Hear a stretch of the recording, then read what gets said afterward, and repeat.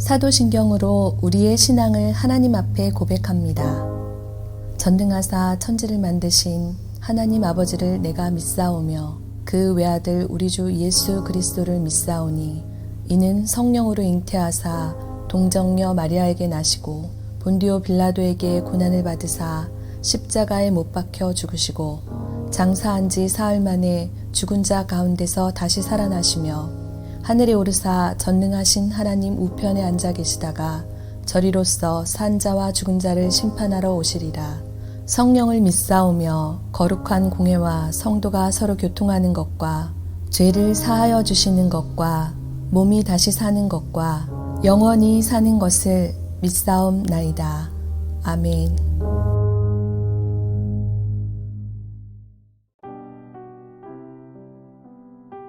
오늘의 말씀 레위기 18장 1절에서 18절 말씀입니다. 여호와께서 모세에게 말씀하여 이르시되 너는 이스라엘 자손에게 말하여 이르라. 나는 여호와 너희의 하나님이니라. 너희는 너희가 거주하던 애굽 땅의 풍속을 따르지 말며 내가 너희를 인도할 가나안 땅의 풍속과 규례도 행하지 말고 너희는 내 법도를 따르며 내 규례를 지켜 그대로 행하라. 나는 너희의 하나님 여호와이니라. 너희는 내 규례와 법도를 지키라. 사람이 이를 행하면 그로 말미암아 살리라. 나는 여호와이니라. 각 사람은 자기의 살부치를 가까이 하여 그의 하체를 범하지 말라. 나는 여호와이니라. 내 어머니의 하체는 곧 내 아버지의 하체이니 너는 범하지 말라. 그는 내 어머니인즉 너는 그의 하체를 범하지 말지니라. 너는 내 아버지의 아내의 하체를 범하지 말라. 이는 내 아버지의 하체니라. 너는 내 자매 곧 내 아버지의 딸이나 내 어머니의 딸이나 집에서나 다른 곳에서 출생하였음을 막론하고 그들의 하체를 범하지 말지니라. 내 손녀나 내 외손녀의 하체를 범하지 말라. 이는 내 하체니라. 내 아버지의 아내가 내 아버지에게 낳은 딸은 내 누이니 너는 그의 하체를 범하지 말지니라. 너는 내 고모의 하체를 범하지 말라. 그는 내 아버지의 살부치니라. 너는 내 이모의 하체를 범하지 말라.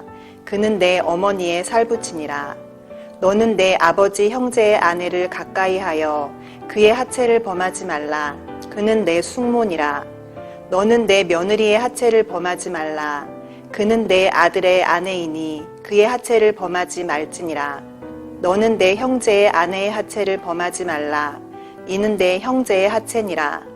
너는 여인과 그 여인의 딸의 하체를 아울러 범하지 말며 또 그 여인의 손녀나 외손녀를 아울러 데려다가 그의 하체를 범하지 말라. 그들은 그의 살부치이니 이는 악행이니라. 너는 아내가 생존할 동안에 그의 자매를 데려다가 그의 하체를 범하여 그로 질투하게 하지 말지니라. 오늘부터 레위기 말씀을 함께 나누도록 하겠습니다. 레위기 17장까지의 내용은 하나님께서 주신 율법 중에서 제2적 정결법에 관한 내용이었습니다. 오늘부터 함께 나눌 18장부터는 생활의 성결법에 관한 내용입니다. 내가 거룩하니 너희도 거룩하라 라는 말씀처럼 하나님의 백성인 이스라엘에게 거룩한 삶을 하나님께서는 요구하십니다. 어떠한 내용을 요구하시는지 함께 말씀을 살펴보도록 하겠습니다. 오늘 본문 2절입니다. 너는 이스라엘 자손에게 말하여 이르라. 나는 여호와 너희의 하나님이니라. 하나님은 모세를 통해 먼저 율법을 말씀하기에 앞서서 자신이 이스라엘 백성들의 여호와 하나님이심을 강조하십니다.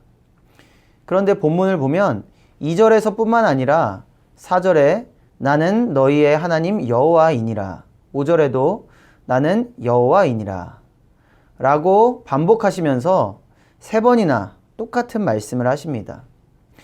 이렇게 반복적으로 자신이 이스라엘의 하나님이심을 강조하시면서 말씀하시는 이유는 하나님이 이렇게 자신과 이스라엘 백성들과의 관계를 명확히 하여 자신의 명령의 권위를 세우기 위함입니다.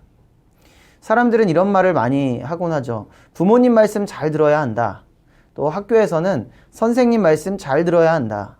또 교회에서는 목사님 말씀 잘 들어야 한다. 이렇게 말하는 데는 한 가지 전제가 있습니다. 그것은 바로 부모님이 하시는 말씀이, 선생님이나 목사님이 하시는 말씀이 옳은 말씀이라는 것입니다. 그 속에는 이런 의미가 담겨 있습니다. 옳은 말씀을 하실 것이니 자녀로서, 그리고 학교에서나 교회에서 학생으로서 그 말씀을 잘 듣고 따르라는 것입니다. 그것이 마땅한 일이기 때문이죠. 하나님이 이 절을 통해 자신이 이스라엘 백성들의 여호와 하나님 되심을 드러내시는 이유도 바로 이스라엘 백성들이 마땅히 하나님의 말씀을 잘 듣고 따라야 하는 것임을 강조하기 위함입니다. 부모님의 말씀을, 선생님과 목사님의 말씀을 잘 들어야 하는 것이 마땅한 것인데, 하물며 하나님의 말씀을 잘 들어야 하는 것은 말할 필요도 없겠죠. 우리는 하나님의 자녀로서 하나님의 말씀을 잘 듣고 따라야 할 줄로 믿습니다. 이렇게 이스라엘 백성들의 여호와이신 하나님께서 어떤 명령을 하십니까? 3절에서 4절입니다. 너희는 너희가 거주하던 애굽 땅의 풍속을 따르지 말며 내가 너희를 인도할 가나안 땅의 풍속과 규례도 행하지 말고 너희는 내 법도를 따르며 내 규례를 지켜 그대로 행하라. 나는 너희의 하나님 여호와이니라.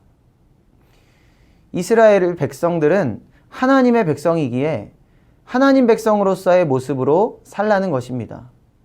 지금까지 애굽의 노예로 오랜 시간 동안 살았기 때문에 그들의 풍속에 물들어 있었지만 하나님의 백성으로서의 모습을 잘 지키라는 것입니다. 또 앞으로 들어갈 가나안 땅의 풍속과 규례도 따르지 말고 오직 하나님의 법도와 규례를 따르라는 것입니다. 하나님은 자신의 백성 이스라엘에게 하나님 백성다운 모습을 요구하고 계십니다. 그것을 우리는 거룩이라고 말합니다. 하나님 백성답게 다른 백성들과는 다르게 구별되는 모습, 그것이 바로 거룩입니다. 하나님 백성다운 거룩한 모습을 요구하시면서 하시는 명령은 성적인 죄에 관한 내용입니다. 본문 6절입니다. 각 사람은 자기의 살부치를 가까이 하여 그의 하체를 범하지 말라. 나는 여호와이니라. 살부치라는 표현을 통해서 가족과 친인척들 간의 성관계에 대해 금지하라는 명령을 주십니다.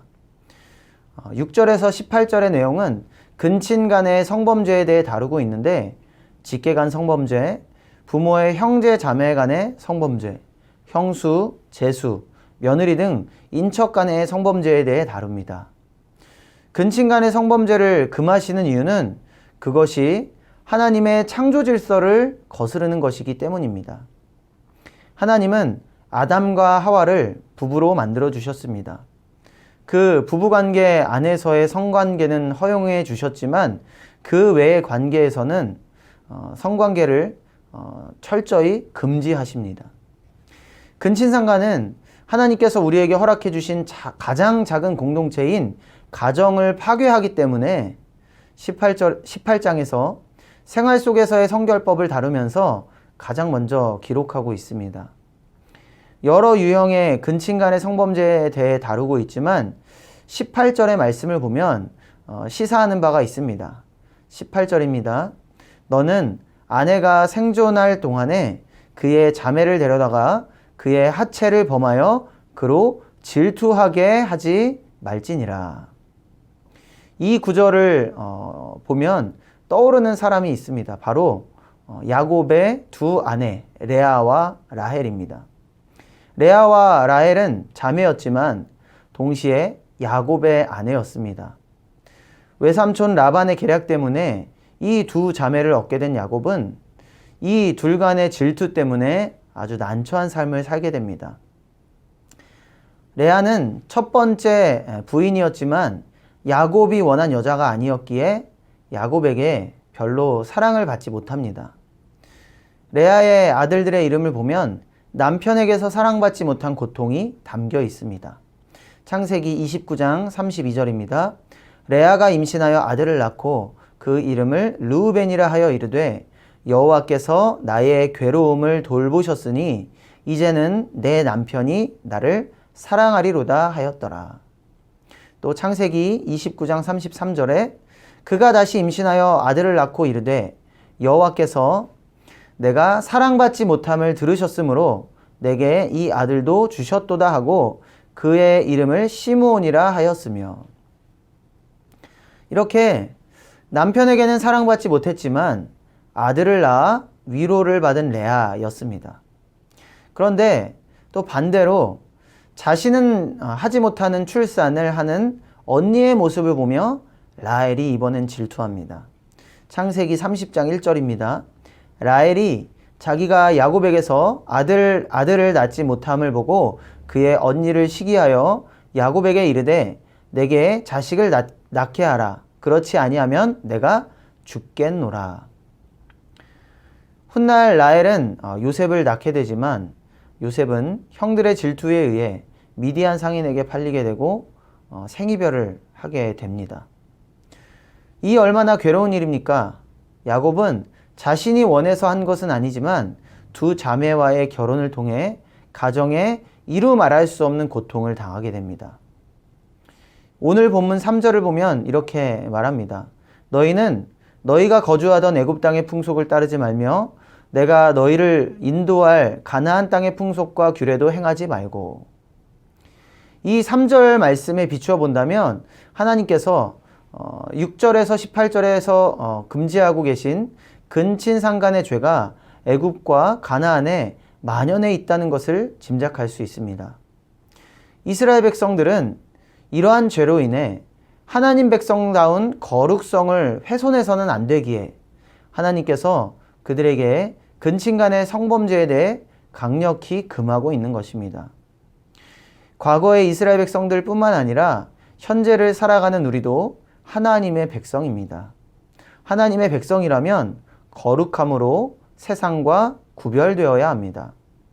세상에 만연한 부정한 것들로 인해 우리의 거룩성이 훼손되지 않도록 오직 하나님의 말씀만을 따르는 우리 모두가 되어야 할 줄로 믿습니다. 특별히 성적인 죄로 우리를 더럽히지 않도록 주의해야 하겠습니다. 하나님의 백성인 우리 모두에게 요구하시는 하나님의 명령을 준수하여 거룩한 삶을 사시는 저와 여러분들 모두가 되시기를 주님의 이름으로 축원합니다. 기도하겠습니다. 하나님 감사합니다. 하나님께서 우리를 하나님 백성답게 살게 하셨습니다.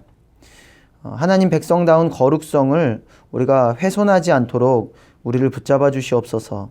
특별히 성적인 죄로 인하여 우리가 더러워지지 않도록 하나님 앞에 죄를 범하지 않도록 우리를 붙들어 주시옵소서.